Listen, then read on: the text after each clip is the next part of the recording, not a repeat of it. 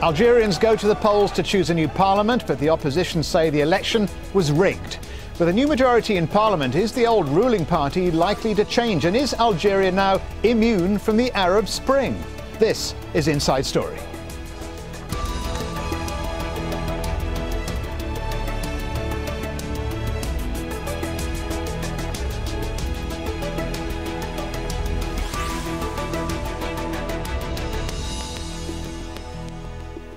Hello and welcome to Inside Story. I'm Stephen Cole. Algeria's ruling National Liberation Front won almost half the 462 seats in parliamentary elections. The party gained 220 seats in the vote.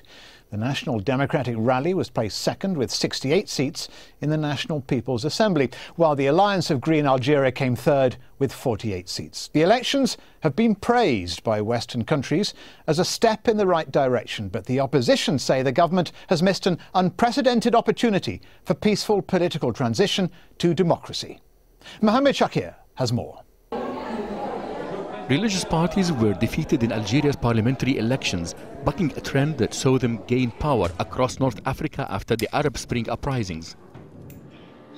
The three-party Green Alliance says the results were rigged to keep it out of power in a country that has experienced decades of violence between radical groups and government security forces. The Green Alliance was widely predicted to do well. Instead, it was the pro-government National Liberation Front that has ruled the country since independence from France in the early 60s, which dominated. The FLN won almost half of the seats in parliament.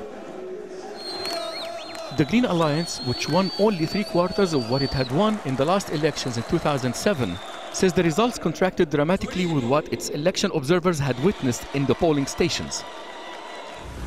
In the run-up to the elections, the government portrayed the parliamentary contest as Algeria's spring and invited 500 international observers, promising this election would be the freest in 20 years.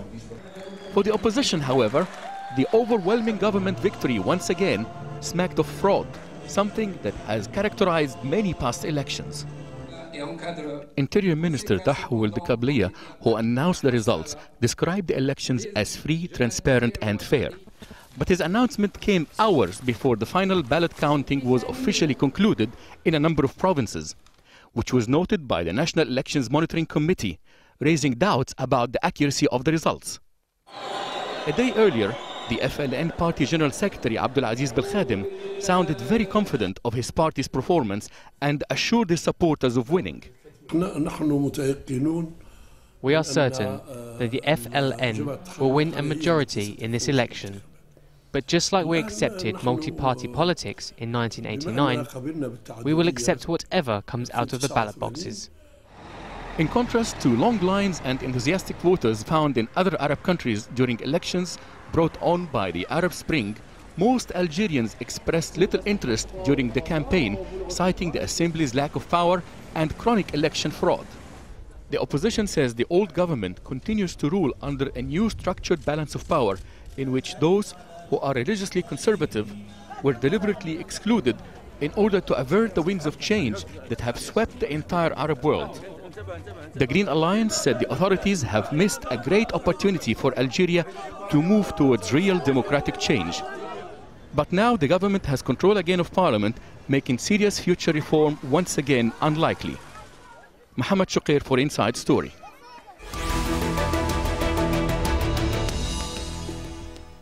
So, is Algeria immune from the Arab Spring? And do Algerians have faith in their new parliament? Well, to answer those questions and more, we're joined by our guests today. In London, Mohamed Labi Zitout, a former Algerian diplomat and previously deputy ambassador to Libya. In Doha, Bouandel, Professor of International Affairs at Qatar University. And on the line from the Algerian capital, Algiers, Malek Serrai, former economic advisor to the Algerian president and an international economist. Thank you all, gentlemen. But first to Bouandel. There's division here between the Islamist parties and the Europeans. The Islamists are saying there was fraud. The EU monitors say not. Were the elections, in your view, transparent? Were they free and fair? Well, it's very difficult to come to that conclusion. Obviously, the results are very surprising on many fronts. The first one is the turnout registered at almost 43%. The second one is this huge number of seats that the FLN won, 222 out of a possible 432, if I remember correctly. And the third one is the poor showing by the Islamists represented in the coalition of Green Algeria, as well as the two newly created parties. These three results, in my opinion, raise a few eyebrows and obviously question the credibility of the results, but obviously the onus is on the opposition parties to bring proofs that the elections were rigged. Obviously international monitors as well as the Algerian administration are saying that on the whole the elections were fair. All right, well, let's go to Mohamed Zitout. The West, Mohamed, praised the outcome. So did the West get the result it wanted, i.e. no change, rather than the result perhaps that Algerians wanted? Yeah, hi everybody there. Unfortunately, the West want the good Algeria. For the West is a weak Algeria, and having Algeria weak is by sponsoring diplomatically, helping politically, supporting even militarily, and by other means this regime. The West knows for sure, and they know it by many ways, and thanks to WikiLeaks, which told us that both the French and the American ambassador, they were talking about the Algerian regime in 2009, and the conclusion was that this is a very fragile regime, very corrupt regime, and very despotic regime. This is what they know, and they know this for sure. But they continue to praise, they continue to support, they continue to help in order to reach certain goal, in order to reach certain objective. And among the objective, they have got 4 or 5. Among this objective is the so-called fight against terrorism. It's the gas and oil of Algeria. Let's not forget that Algeria is quite rich. You're saying country. basically, Mohamed, it's the West's best interests to have, you say, a weak Algeria. Perhaps the West would say a stable Algeria. Yeah, they call it stable, but they want it weak. And they want it weak when you help a corrupt regime, when you help an oppressive regime, when you help a regime which has been responsible of the killing of over than 200,000 persons, and that's an official figure. When you help a regime which is still killing its own people, which is still kidnapping its own people, which is still, and this is also the human rights organization which is monitoring and saying that, which is still in fact behaving brutally, behaving blankly against its own people. When you help this regime, you don't want stability, you want your very quick interest, you want the money of Algeria. Algeria has got more than 200,000 billion, more than $200 billion in its We'll come to that question a little later, whether or not Europe in fact wants Algeria's oil and gas more than they want reform. Malek Serrai, has Algeria, do you think, set out on a path of reform, or has the government merely consolidated its power? Not exactly the government, but the head of states, whatever, he just will stay for two next years. But everything's changed during last 6 days when the head of states give a charming conference in Zitout on the anniversary of the killing of thousands of people by the French army. So when he called to the people to go to vote, then he got many things. Maybe only for him, 20% of the Algerian young people goes to vote. Now the problem is that the Algeria is divided into two. There is a point of view of the old people, more than 45 years up to the old one. They voted to FLN with the women's. But the young people, they refuse, since 65% of the abstention and refusing voting are mainly in majority young people. Now the problem with the future National Assembly, with this new composition, rightly they will know a big change, and they will know strong. They will know, I mean, immediate change, unless once again, unless the head of state himself will take into his good position to push them to change. Otherwise, we might have, problems maybe will raise problems within the young people, since if they see that the head of state it is not pushing more and more to change, and he will not change, for example, the government to kick out all these old people, and some of them are corrupted or non-competent, then we might have future problem raising by the young people. Well, indeed, that could well be a problem of the future right across the Middle East, because of the incredibly high unemployment rate amongst young people with a very young demographic. But I want to go to Youssef Bouandel. The government, Youssef, reduced restrictions on political parties, allowed 20 to 23 new parties, the figure varies, and that doubled the number of candidates that stood compared with 5 years ago. So was that an attempt by the government to reform? Was it an attempt to revert an Arab Spring type uprising, or was it all merely window dressing? Well, I wrote an article about a year ago about the possibility of an Arab Spring taking place in Algeria, and I rejected that idea. I said, despite the fact that the situation in Algeria is very alarming on so many fronts, the idea of an Arab Spring is very remote in Algeria, at least for the foreseeable future, and by that I meant between 2 and 5 years. Why briefly is that? Why is there not an appetite for uprising? There is, but let's not forget that Algeria has experienced over the 90s what we call the red decade in Algeria, where over 200 people have been killed. Algeria lost something like at least $30 billion in 500,000 Algerians left the country, thousands of orphans, and so on and so forth. So the Algerians are basically scared, scared of going to the streets to demonstrate, and Algerians also, when they saw what has happened in Libya and Syria in particular, were a little bit reluctant to go. But going back to the reforms, I think that the Algerian authorities have introduced these kinds of reforms not necessarily to implement a democratic transition, but it was basically window dressing. It was some sort of an aesthetic a sop operation. To Europe, perhaps, a sop to the opposition. Mohamed Zitout, the official slogan of the election was "Algeria is our spring." But the reality is, as we've just heard from Youssef, the Arab Spring has passed Algeria by. Why do you think that happened?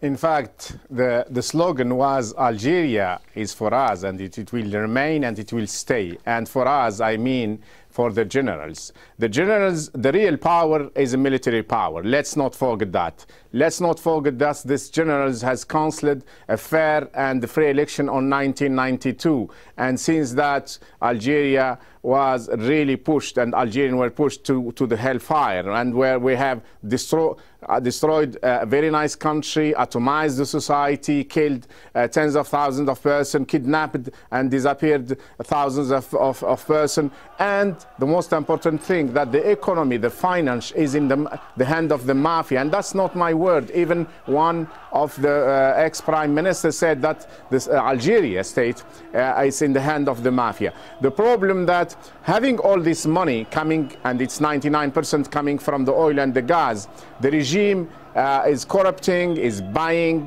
people inside and outside, is distributing money for PR organization inside and particularly in the West, and trying to give a false image, a faked image about what's going on. But even with that, the chief of the police recognized a few months ago, 2 months ago, that we had 9,410 violent protests in Algeria. 9,400, that we are talking about nearly 90 violent protests in Algeria. And when we mean violent protests, we have even injured and sometimes even killed person. So you're saying there has been some kind of spring, but it hasn't been reported in the West. Malik Serrai, do you believe, Malik, that the reform is needed in Algeria, and that there has been a degree of Arab Spring that Mohamed Zitout claims? No, we react negatively to what's happened to Libya and Syria, even in Egypt. We dislike what's going on in what have been happening in Libya, and we refuse to follow, because we had already our problem in 1988.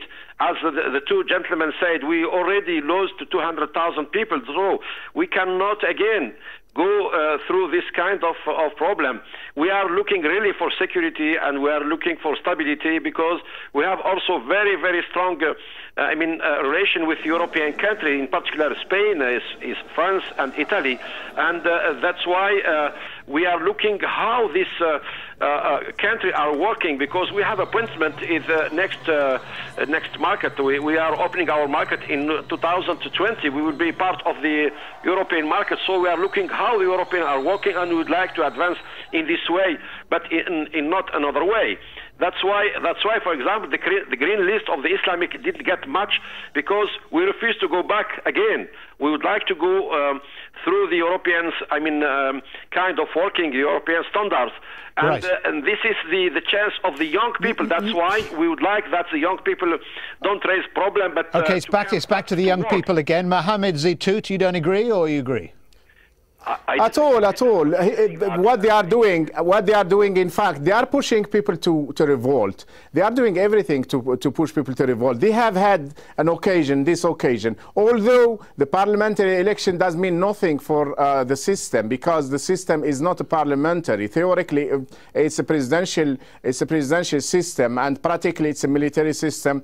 In its heart, the DRS, the secret services, who the chief of the DRS, General Tawfiq, have been in his position the last 22 years, while we have seen 5 president changing position, and probably 12 or 13 prime ministers changing position. Therefore, the heart of the power is in the hand of the DRS, of the hand of the generals. The problem with the gentleman who is talking from Algiers, he's completely out of touch. It looks like people in Algiers, those who are running the country, or those who are mal-running, those who are mal-governing the country, in fact, to be precise, are completely out of touch. They are talking about 2020. People are they've certainly retained power. Out of touch or not, they've retained power. Youssef Bouandel, I wonder whether there's an appetite for reform, or whether, indeed, as some allege, there has been fraud. Just under 43% turnout, a very low turnout. Some analysts say that figure could have been inflated. Has there been apathy? And I'll come to you in a moment, Malik Serrai, but first to Youssef Bouandel. Obviously, there is apathy, even if we believe that 43% is the official figure that shows that more than half of the Algerian electorate didn't go to vote. Obviously, when we look at the 43, I believe that I agree with the gentleman from Algiers that the president's speech in Zitout has helped to raise the turnout a little bit. So many observers have put it at 18% to 20%. Exactly. As some correspondents have reported seeing polling stations largely deserted. I mean, obviously, this is one arranged that we're seeing on the screen now. I wonder whether Algerians think the poll wouldn't change anything for them. Well, I mean, many Algerians didn't go to vote simply because they do not believe in politicians anymore. There is a very big chasm between the rules and the rulers and those who are ruled. Is that dangerous? To a large extent, it is dangerous, because the parliament in Algeria is, to use a Marxist word, is a talking shop. It has no teeth whatsoever, and unlike many countries in the Arab world, I do believe that the change in Algeria would be top-down as opposed to bottom-up. Okay, Malik Serrai, you want to come in.